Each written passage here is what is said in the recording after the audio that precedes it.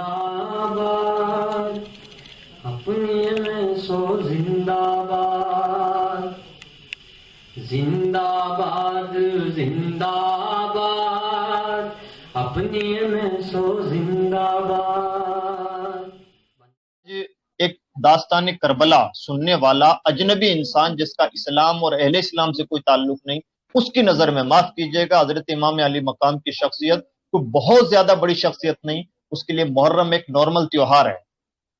کیوں ہے؟ اس لیے کہ اس نے تو امام علی مقام سے محبت کرنے والوں کو صرف ڈھول پیٹتے اور ناچتے گاتے اور ہنگامہ آرائیاں کرتے ہوئے دیکھا ہے. اس نے کوئی عقل مندانہ کام، دانشورانہ کام کرتے ہوئے یا کوئی بہت زیادہ رفائی کام کرتے ہوئے کچھ تو نہیں دیکھا. تو وہ کیسے سمجھا جائے گا کہ حسین ابن علی کتنی عظیم شخصیت تھی؟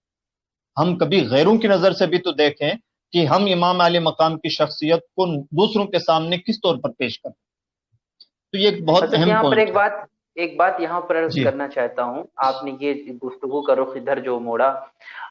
جو وہ لوگ جو امام حسین کو بہت کم جانتے ہیں یا غیر مسلموں کی اگر بات کریں تو وہ امام حسین رضی اللہ تعالیٰ عنہ کی شخصیت کو فقط ایک مظلوم شخصیت کے حوالے سے دیکھتے ہیں. ان کا تذکرہ سن لیا جاتا ہے، شہادت کے واقعات، اور لوگوں کی آنکھوں میں آنسو آ جاتے ہیں، ایک مظلوم شخصیت دیکھتے ہیں. آپ جو ارشاد فرمانا چاہتے ہیں وہ یہ ہے کہ امام حسین رضی اللہ تعالیٰ عنہ کی شخصیت کو ایک آئیڈیل شخصیت دیکھنی چاہیے، ایک بلا پریکٹیکل شبہ. شخصیت سمجھنی چاہیے. جی، یہ بیسیکلی یہ پرابلم ہے. حضرت اس تعلق سے میں ایک بات عرض کرنا چاہتا ہوں، جی وہ یہ ہے کہ امام حسین رضی اللہ تعالی عنہ کی بیسیکلی جو زندگی اور خاص طور پہ جو کربلا کا واقعہ پیش آیا، اس سے جو چیز نکل کر سامنے آتی ہے وہ یہ ہے کہ امام حسین رضی اللہ تعالی عنہ نے بہت ہی دور اندیشی سے کام لیا اور عزیمت پر عمل کیا. آپ نے جیسا ارشاد فرمایا کہ چاہتے تو رخصت پر عمل کر لیتے، بیعت کر لیتے کہ ایک فتنے مطلب ایک عام طور پر ایک انتشار نہ ہوتا اور یہ جو حالات پیش آئے یہ نہ ہوتے. شریعت اجازت بھی جی دیتی کہ اپنی جان بچانے کے اس طرح کے کام کیے جا سکتے ہیں. لیکن امام حسین رضی اللہ تعالیٰ عنہ نے ایک تو بہت دور اندیشی سے کام لیا کہ میرا اس کے ہاتھ پر بیعت کر لینا یہ گویا اس کی برائیوں پر اچھائی کی مہر لگا دے گا، ایک بات. اور دوسری بالکل. بات یہ کہ اس کے لیے اور بھی برائیوں کے دروازے کھل جاتے اور وہ بہت زیادہ دلیر بھی ہو جاتا. آج بھی بالکل. حضرت سوسائٹی میں جس جگہ رہتا ہوں ابھی افریقہ میں نے یہاں محسوس کیا، اور ہندوستان میں بھی ہوتا ہے، لیکن یہاں میں نے، یا جو آپ ویسٹرن جہاں پہ کلچر زیادہ ہے وہاں میں نے ایک چیز یہ محسوس کی کہ جب بات شریعت پر استقامت کی آتی ہے، جب بات کسی مسئلے شریعت پر عزیمت کی اس وقت بھی آتی ہے جب بہت دور اندیشی اس کے پیچھے چھپی ہوئی ہوتی ہے، تب بھی لوگ بہت ہی سستی اور کاہلی کا مظاہرہ کرتے ہیں اور آسانی سے رخصت تو کیا شریعت کے خلاف چیزوں پر اتنی آسانی سے کمپرومائز کر لیتے ہیں جس کا بہت ہی غلط اور دور رس نتیجہ ہوتا ہے، اور اس کا نتیجہ اہل سنت کو بہت زیادہ یہاں بھگتنا پڑ رہا ہے. میں یہ محسوس بھی کر رہا ہوں. کاش ہمارے لوگ اس بات کو سمجھتے کہ کبھی کبھی ایسا ہوتا ہے کہ اگر رخصت موجود بھی ہو تب بھی عزیمت پر عمل کرنا بہتر ہوتا ہے، کہ اس وقت آپ کو دور اندیشی سے کام لینا چاہیے کہ اگر آپ نے اس وقت آج رخصت پر عمل کر لیا تو اس کے نتیجے کیا آنے والے ہیں. مگر لوگ اس معاملے میں حضرت بہت زیادہ کمپرومائز کرنے والے ہو گئے ہیں اور بالکل کمپرومائز والی طبیعت ہو گئی ہے. امام حسین رضی اللہ تعالیٰ عنہ کی زندگی کا ایک یہ بہت بڑا سبق جو ہمیں لینا چاہیے کہ ہمیں دور اندیشی سے کام لے کر کے کبھی کبھی عزیمت پر عمل کرنا اولا ہوتا ہے اور اسی پر عمل کرنا چاہیے تاکہ آگے والی جو ہماری کمیونٹی ہے، آگے آنے والی ہماری جو جنریشن ہے وہ کسی غلط راستے پر نہ جائے اور حق کا پیغام صحیح طریقے سے لوگوں تک پہنچ جائے. یہ حضرت میرے ذہن میں یہ بات آئی، اس پر آپ مزید انشاءاللہ بہت روشنی اچھی بات ڈالیں. ہے. نہیں یہ آپ نے بہت معقول بات کہی، اور میرا یہ ماننا ہے کہ حضرت امام علی مقام کی شخصیت صرف کربلا میں مظلوم نہیں، مجھے تو صاف نظر آتا ہے کہ آج بھی مظلوم ہے. نام تو آج بھی لیا جا رہا ہے، فکر آج بھی زندہ نہیں کی جا رہی ہے. تو صرف ذکر سے ایک آدمی، مثال کے طور پر ہمارے والد صاحب بیمار ہوں، دوا کے لیے تڑپ رہے ہوں، ہم یہ خوبیاں تو بیان کرتے رہے والد صاحب بہت اچھے تھے اور ان کے لیے دوا دارو کا انتظام نہ کریں، تو یہ کوئی عقل مندی والی بات نہیں. آج بھی تو امام علی مقام کی شخصیت کو ہم صرف ذکر کر کے اور فکر پر بالکل توجہ نہ دے کر ہم بھی تو ان پر ظلم کر رہے ہیں، ان بالکل صحیح پر ہے، روحانی ٹچ ہی طور پر نہیں ظلم کرتے، کر رہے ہیں. فکر کی جی. بات کو ٹچ ہی نہیں کرتے، صرف ذکر ہی اور کو باعث دوسری بات، برکت سمجھ کر کے اور جو بھی چیزیں سمجھتے ہیں. پھر اس کا نتیجہ کیا ہوا کہ جب ہم نان پریکٹیکل باتیں کرتے ہیں تو اب کیا ہوا کہ دیکھیے آج داستان کربلا کو بہت لگا بجھا کر کے چکنی چپڑی باتیں بھی کی جاتی ہیں، اور ہر ذاکر کا یا وائس کا عام طور پر ہم یہ دیکھ رہے ہیں کہ شیوا بنتا جا رہا ہے، بس کسی طرح سے ایک رکت تاری ہو جائے اور ایک رکت انگیز باتیں ہو جائیں، رونا دھونا ہو جائے، اہل تشیع میں تو عام ہے، اہل سنت میں بھی یہ بات آ گئی ہے، اور وہ سمجھتے ہیں کہ اب منتہا عشق یہی ہے، جبکہ ہم یہ جتنی بھی باتیں کر رہے ہیں عام طور پر صرف کربلا کے حسین کی باتیں کر رہے ہیں۔ کہاں ہے وہ 56 سالہ حسین جس کے بارے میں اللہ کے رسول صلی اللہ تعالی وسلم نے بہت سارے فضائل بیان فرمائے ہیں، یعنی 56 سالہ بزرگ شخصیت کا ذکر، ان کی پریکٹیکل زندگی، ان کا صحابہ کے ساتھ سلوک کیسا تھا، نواسۂ رسول ہونے کے اعتبار سے ان کی زندگی کس انداز سے گزری، وغیرہ وغیرہ، ان چیزوں پر ہماری کوئی توجہ نہیں ہو پا رہی ہے، اور صرف داستان کربلا کو ہی ہم سب کچھ بنا کے پیش کر دے رہے ہیں۔ یعنی ہماری ایک 57 سالہ زندگی میں ہماری توجہ صرف 10 دنوں پر ہے، تو یہ کسی بھی شخصیت کے ساتھ کوئی انصاف کی بات ہے کہ اس کے تمام کرداروں کو بھلا کر کے صرف ایک کردار تھوڑا سا میں جی حضرت معذرت کے ساتھ آپ کی گفتگو تھوڑا میں دوسری طرف موڑ کر کے تھوڑی دیر کے لیے میں رخصت ہوں گا، مجھے دوسرے پروگرام میں وقت دینا ہے، میرا وعدہ ہے۔ حضرت میں یہ عرض کر رہا ہوں کہ لوگ اگر جتنی ہمدردی امام حسین کے ساتھ دکھاتے ہیں اور واقعی کربلا کو دکھ و غم کے ساتھ بیان کرتے ہیں، حضرت کیا تاریخ میں اس کے بعد اور بھی مسلمانوں کے ساتھ تکلیف کے واقعات پیش نہیں آئے؟ لاسٹ ایئر جب یہ محرم کی تقریریں ہو رہی تھی تو میں نے اپنے سامعین سے یہی کہا کہ ٹھیک ہے آپ کو کربلا کے واقعات پہ بڑا افسوس ہوتا ہے، آپ روتے ہیں، تو کیا آپ کو کشمیر کے حالات نظر نہیں آتے؟ کشمیر کے لوگوں پر جو ظلم و جبر ہو رہا ہے، وہاں مائیں جو ترس رہی، وہاں بھی تو کوئی شہر بانو ہے جو ترس رہی، وہاں بھی تو کوئی علی اصغر ہے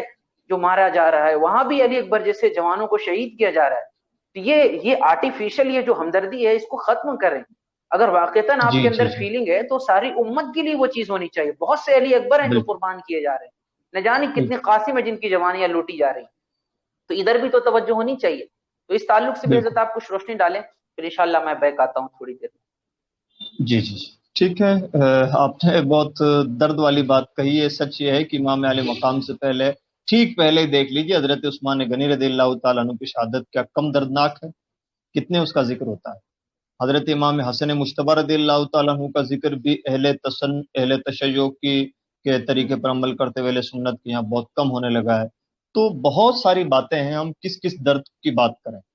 تو سچ یہ ہے کہ واقعہ کربلا کو بہت بڑے پیرائے میں سمجھنے کی ضرورت ہے۔ واقعہ کربلا کو صرف ایک ثانیہ سمجھنا،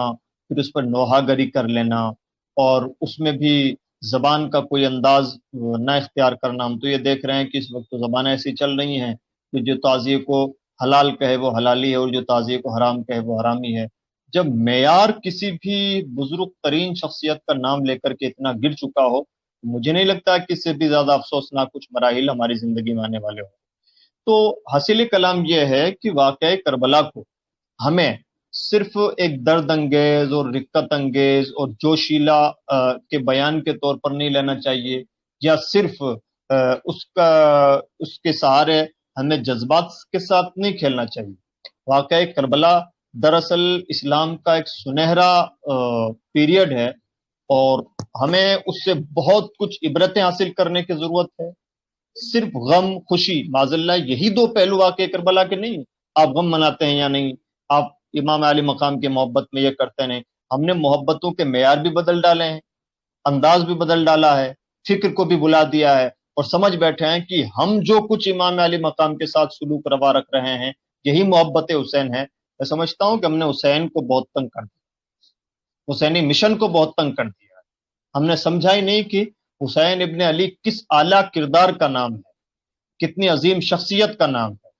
اور انہیں کس پرسپیکٹیو میں سمجھنے کی ضرورت ہے۔ تو اس لیے بہت خصوصی گزارش ہے کہ واقعہ کربلا کو بہت وسیع تناظر میں سمجھیں، واقعہ کربلا سے شریعت کے اسباق حاصل کریں، سماج کی خدمت کے اسباق حاصل کریں، ملت کے دردمندی کے اسباق حاصل کریں، رسول اللہ کے سچے جانشین ہونے کی حیثیت سے حضرت امام علی مقام کا کیا کردار و عمل رہا اس کو اپنی زندگی میں ڈھالنے کی کوشش کریں۔ حضرت امام علی مقام رضی اللہ تعالیٰ عنہ کی زندگی جو مدینہ میں گزری، رسول اللہ کے ایک سچے جانشین ہونے کے اعتبار سے، سچے خلف ہونے کے لحاظ سے، ایک نوا سے ایک بیٹے ہونے کی حیثیت سے جو زندگی گزری ہے، وہ آپ دیکھیں گے کہ جہاں خلفائے راشدین نے انہیں بے پناہ محبتیں دی، بہت پیار دیا، حضرت سیدنا ابوبکر صدیق رضی اللہ تعالیٰ عنہ انہیں اپنے سر آنکھوں پر رکھا کرتے، حضرت فاروق اعظم ان سے بے پناہ پیار فرماتے، حضرت عثمان غنی رضی اللہ تعالیٰ عنہ ان سے والیانہ محبت رکھتے، حضرت مولا کائنات رضی اللہ تعالیٰ عنہ نے حضرت حسنین کریمین کی ڈیوٹی لگائی کہ وہ حضرت عثمان غنی رضی اللہ تعالیٰ عنہ کی محافظت کریں۔ تو جہاں یہ پاکیزہ رشتے ہیں، وہیں رسول اللہ کی سچی جانشینی اور سچے بیٹے ہونے کے اعتبار سے امام علی مقام کا جو کردار رہا وہ یہ ہے کہ آپ حج کر رہے ہیں، یہ آپ کا پرسنل پہلو ہے، آپ 3 مرتبہ اپنے پورا کا پورا گھر اپنا راہ خدا میں خرچ کر ڈالا، یہ آپ کی سخاوت کا وہ امتیاز ہے جس پر بہت زیادہ روشنی ڈالے جانے کی ضرورت ہے۔ اسی طرح سے غریبوں کا درد ہے، ان کا خیال ہے، ان کی دستگیری ہے، اسی طرح سے حصول علم اور علمی طور پر ماوا و ملجا ہونے کی حیثیت سے حضرت امام علی مقام رضی اللہ تعالیٰ عنہ کو جو مقام و مرتبہ حاصل ہے کہ آپ رضی اللہ تعالیٰ عنہ کی شخصیت مدینہ میں اہل علم کا ماوا و ملجا تھی، اور صحابہ کرام بھی اپنے مسائل میں آپ سے رجوع کرتے۔ وہیں پر حضرت امام علی مقام رضی اللہ تعالیٰ عنہ کی زندگی کا ایک اہم ترین پہلو یہ ہے کہ صحابہ نبی کو اور رسول اللہ کے وارثوں کو، رسول اللہ کی اولاد کو اور رسول اللہ کے متعلقین کو، اہل خاندان کو، اقربا کو کس طرح سے نباہ کر کے چل رہے ہیں، اور کس طرح سے ایک عظیم ترین شہزادے ہونے کے باوجود آپ کی سادہ زندگی ہے، شریعت پر عمل ہے، وغیرہ وغیرہ۔ یہ تمام پہلو وہ ہیں جن پر بہت زیادہ فوکس کیے جانے کی ضرورت ہے، اور اسی کا نتیجہ ہے۔ ایسا نہیں ہے کہ امام علی مقام 10 دنوں میں تیار ہوئے ہیں۔ امام علی مقام کی 56 سالہ زندگی میں ہر دن میں کوئی نہ کوئی کربلا ہے، کوئی نہ کوئی اہم ترین سبق ہے۔ اس سبق کو بہت سلیقے کے ساتھ سمجھنے کی ضرورت ہے، اور بہت وسیع تناظر میں سمجھنے کی ضرورت ہے۔ اور پھر آج کے دور میں ہم جن حالات سے گزر رہے ہیں، ان حالات میں امام علی مقام رضی اللہ تعالیٰ عنہ کے افکار و نظریات کی اہمیت کیا ہوتی ہے۔ ہم ایسی عظیم ترین شخصیت کے لیے قدرتی طور پر خلق خدا کے دلوں میں جو محبتیں ہیں، ان محبتوں کو حضرت امام علی مقام کے مشن کو زندہ کرنے کے لیے کیسے کیش کر سکتے ہیں۔ وہ یہ رہا ہے کہ معاذ اللہ امام علی مقام رضی اللہ تعالیٰ عنہ کے مشن کو اور آپ کے فکر کو زندہ کرنے کے بجائے اب جانے کیسی نظر لگی ہے ہماری جماعت کو کہ سادات علماء پر برف روختہ ہیں، اور اہل علم علماء سادات کرام سے ذرا نالا نظر آتے ہیں، اور وہ ان پر خارجیت یا ان پر ناصبیت کی باتیں کر رہے ہیں۔ یہ کیا ہو گیا ہے؟ حسین کا نام لے کر کے اگر یہ سب کچھ ہو رہا ہے، مجھے لگتا ہے کہ پھر حسین کی وفاداری بہرحال نہیں ہے، چاہے ہم زبان سے 1000 مرتبہ حسین کی محبت کا دم بھریں، لیکن اگر حسینی مشن کو بالائے طاق رکھ کر حسین کی محفلوں میں، حسین کے نام سے منسوب جلسوں میں حسین سے اپنا خونی رشتہ جوڑتے ہوئے یا اپنی عقیدتوں کا رشتہ جوڑتے ہوئے بھی ہم بے پناہ نفرتوں کی باتیں کر رہے ہیں، حسین کے دین سے لوگوں کو بیگانہ کرنے کی شعوری یا غیر شعوری یا نفسیاتی یا غیر نفسیاتی کوششیں کر رہے ہیں، تو گویا ہمیں حسین کے مشن کے ساتھ کھلواڑ کرنا۔ تو بہت وسیع تناظر میں حضرت امام علی مقام رضی اللہ تعالیٰ عنہ کے مشن کو سمجھنے کی ضرورت ہے، آپ کی فکر کو سمجھنے کی ضرورت ہے، اور اس فکر کو ایک صالح رنگ دینے کی ضرورت ہے جس کا کام ہو علمی جوت جگانا، امام علی مقام کے نام پر ادارے قائم کرنا، ایجوکیشنل انسٹیٹیوٹ قائم کرنا، اسی طرح سے ڈسپینسریز قائم کرنا، ہاسپٹل قائم کرنا، حکومت سے کہلوا کر کے ان کے نام سے شاہراہیں منسوب کروانا، ایئرپورٹ منسوب کروانا، بڑے بڑے حکومتی اسکیموں کو ان سے منسوب کروانا۔ یہ کہاں ہو رہا ہے؟ جس حسین کے ماننے والے دنیا بھر میں کروڑوں کی تعداد میں پائے جاتے ہوں، اور جن کی قربانی ہر ایک کو ظلم کے خلاف لڑنے کا حوصلہ دیتی ہو، اس حسین کے نام سے دنیا میں کوئی یونیورسٹی نہ ہو، ہائی وے ان سے منسوب نہ ہو، ان سے ایئرپورٹ منسوب نہ ہو، بڑے ہاسپٹل منسوب نہ ہو، بڑی چیزیں منسوب نہ ہو، اور ہم خوش فہمیوں میں ایک دوسرے پر ہی تانا زنی کیے جائیں۔ اگر لڑنا ہے تو آج بھی یزیدیت زندہ ہے، یزیدیت سے لڑیے۔ جہاں کہیں بھی انسانیت مر رہی ہے، اس کا سیدھا سا مطلب یہ ہے، چاہے وہ برما کی شکل میں ہو، فلسطین ہو، سیریا ہو، عراق ہو، لبنان ہو، کشمیر ہو، جہاں کہیں بھی انسانیت مر رہی ہے، اس کا مطلب یہ ہے وہاں حسینیوں کی سخت ضرورت ہے، اور وہاں یزید ڈنکے کی چوٹ پہ زندہ ہے۔ کتنے حسینی ہیں جن کی فکر ہے، کتنے ہیں جو اس کے لیے آواز اٹھاتے ہیں؟ حسینیت اسی کا نام ہے، اور حسینیت زندہ باد کا مطلب یہ ہے یہی تمام کام کیے جائیں۔ اگر حسینیت زندہ باد کا مطلب ہم صرف چند پروگرام، رسم پروریاں، باتیں، شربت کے پیالے اور لنگر اور قیام و طعام اور ناز و نیم کے انداز کو سمجھتے ہوں تو یہ ہماری بہت بڑی غلط ہے۔ میں امید کرتا ہوں کہ ہمارے قارئین نے اس بات کو بہت سلیقے کے ساتھ سمجھا ہوگا، اور اللہ کی بارگاہ میں دعا بھی کرتا ہوں کہ اللہ رب العزت مالک الملک ہم سب کو صحیح طور پر حسینی مشن کو سمجھنے اور سمجھ کے اس پر عمل کرنے کی توفیق عطا فرمائے، اور کہنے سننے سے زیادہ عمل کی توفیق بخشے۔ اس پرفتن عہد میں جب پریکٹیکلی طور پر